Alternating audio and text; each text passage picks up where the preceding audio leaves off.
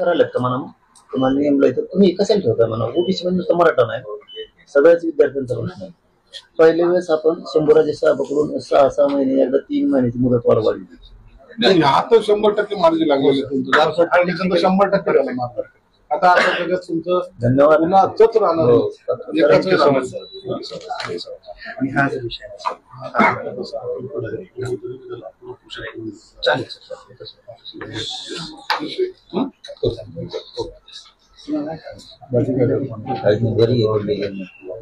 दोन विषय घेऊन झाला आपण एक तर 100% माहिती हे झालं आता.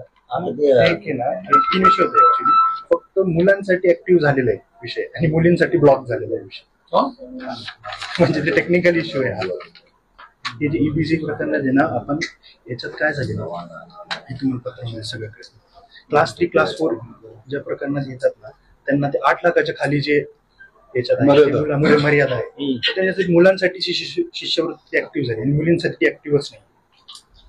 ऍक्च्युली हो हो आम्ही तिथं पण गेलो होतो म्हणून एकदा याच्यात आणखी बरं का प्रोमिनंट विषय सर 2 मुद्दे